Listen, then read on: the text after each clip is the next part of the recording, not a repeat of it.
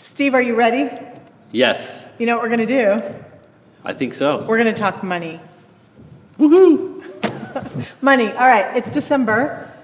December, this time of year, we get a little concerned because we know that people save some of their giving till the end of the year in our community. Tell us about the number, the target, what we're aiming for. Yes, so for the month of December to end well, for the year, we need about $140,000. That's out of the annual budget for this church is in the 900 range. Yeah, so the overall budget, is close to just shy of $1 million. Yeah.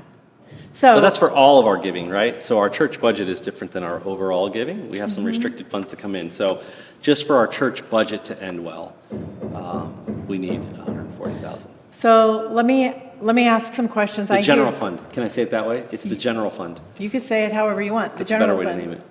But it's the fund that pays for the things. That's right. It's the unrestricted funds that help subsidize the ministries and all the activities that happen around here and pay the bills, the utility bills and all the things that happen day in and day out.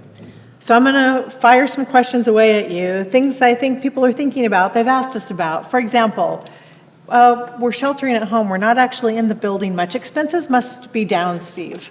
Yes, so some expenses are down. We've saved where we can, but there are some recurring expenses that are just unavoidable. We have to be responsible for those. Internet, trash, certain utilities, even though those might be down a bit, but our insurances, certain liability insurances, the landscaping, the grass still grows whether we're sheltered at home. And we've made the commitment to our school subsidy and the school tuition for the academy. So some expenses are less, some we have to maintain despite shelter at home, and some are even more than were normally expected. Needy assistance, for example, the folks that find themselves in a difficult spot during this pandemic reality, we are helping a lot more folks at this point, and so that fund is much higher than we would have expected. I want to ask you about some of the other funds that are running higher expenses in a minute, but how about, we must be saving some more money somewhere. The office staff, the office is closed, so we must be saving in payroll. Yeah, so again, we did make some adjustments there, the best we could to staff schedules, but some of the daily responsibilities have to happen and still remain necessary. Emails, phone calls that need to be responded to, the pastor's requests to continue ministry in this space, all those routine, daily, day in, day out types of activities still have to happen. And so while we're able to adjust and reduce some costs, some of these really important tasks that are valuable to the community, our incredible office team have managed to figure out how to make that work. Sometimes they're doing some work from home, sometimes they're here rotating schedules to keep the space safe, but all the things necessary to support the pastors, our members, if they need something in the community as a whole. You're naming something, a value we did say we would keep. Make sure we can keep our employees taken care of during this time of pandemic. That's one of our strong values, that our employees not have to go without. Yeah, so we've done our very best to work with them and adjust schedules and to keep them doing the tasks that are needed, all while making the adjustments where we can for budget and expenses throughout the year. That's been really important to us, Yeah. and we're so grateful. We're grateful for this steady stream of consistent giving so we could keep that commitment. We do know some things that aren't happening. It means we haven't had to spend money. The ministries aren't functioning. There's no cafe outside. There were no summer socials all summer long. The rhythm of extras that we enjoy, that so much life around here. Right. Yeah, so many, well, I shouldn't say many, some ministry activities that we're used to during certain rhythms and times of the year, they didn't function as normal. But other areas we had to adjust and make happen. So clearly we're on a camera with lights around us that we didn't have before. We weren't used to recording online services in multiple ways throughout the week. We're learning to function in a new way. And that comes with some new equipment that's needed. Like I said, did you see these lights? I know. Look at this. They're bright. I hope they make me look a little bit better, my complexion, my skin, my teeth. But those are new things that we needed to make ministry happen and continue on. We bought a tent, right? So that when the time is right, we can set that up out in the parking lot. We'd hoped it was going to be sooner rather than later. But alas, here we are, and it'll likely happen sometime in the new year. But those supplies that help us do ministry in a new way, make church function in a new way, virtually creative ways, that's what we're calling it. So those expenses, particularly in the IT realm, have increased. I've appreciated the frugal choices people have made. So what you're telling us is we've pivoted some of our funding. Where we were spending on items here or for gathering, et cetera, we've pivoted to make sure ministry can keep happening. So let me come back to the assistance fund. You mentioned an increased need there. Yeah, quite an increase, actually. I would say by 500 or 600%. We've done more this year, helping folks that are in need in this difficult time. And there's other areas that have taken more resources. Our Food Pantry Plus is still in full swing, and we have volunteers that have to shift out of doing it in the normal way in space that they have out into a parking lot, and that takes more time and energy, and in some way resources. This faith community has always wanted us to remain committed, and we are remaining committed and faithful to our educational institutions, so processing scholarships in both campuses to make sure that education happens in our space.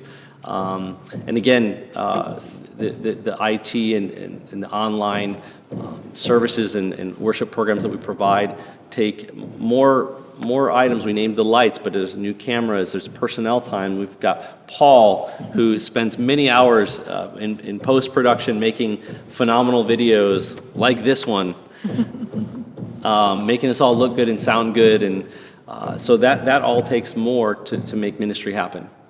Can we also maybe name La Sierra Academy? We assume expenses and the need of the academy may be similar to ours. But we have committed ourselves to not waver on our tuition subsidy.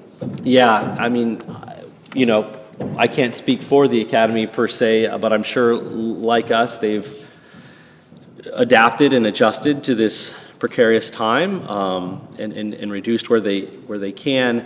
But as I mentioned before, we've remained committed to the assistance and the financial support that we give to our academy and making sure that the incredible work of Christian education continues. There was one fund commitment we were able to make to the academy, that is to make sure that no student goes without a digital device to be able to be in school this fall. Yeah, and as a matter of fact, it's good that we've committed to that. We've said if anyone needs any type of laptop or iPad to do their schoolwork, we will make sure that family and that student has that resource to get those items. And so if you need one, you know where to find us. But also even the city and the county have also committed to that for our other educational institutions. And so it's important to know, because this digital divide is difficult for many families. And so how we can provide support in these times is crucial and important. And we're here to help, and so is our city and our county. That's a great answer, and also I'm now distracted because do you hear the noise? Maybe I've heard it the whole time. Have you heard the pounding and the hammering that's going on downstairs? It turned out a thing happened last week. There's been some water in the church. A little bit of water. We got a call bright and early on Monday morning that there was water flowing into the church. And so by the time we got there, there was a few inches covering the entire basement. And I think we had to have a discussion whether we, turn it into a swimming pool. Get in a raft. That's right. We turn it into a health spa downstairs, or we call in folks to get the water out and to restart. As you know, we spent quite a bit of time over the last couple months since the church was empty, doing some remodeling. And we almost got it completely done, and an outside irrigation line broke in the middle of the night, flooded a window well, and the pressure broke through the window and brought water into the building. And so now what you're hearing is the work of addressing that water damage, and then we'll start over again and rebuild. So we are in the second full week of, they're still in the phase of clearing things out downstairs. Right. And drying things out downstairs. And we don't know yet from our insurance adjusters what the price tag, the damage is. We do know we'll be liable for our insurance deductible.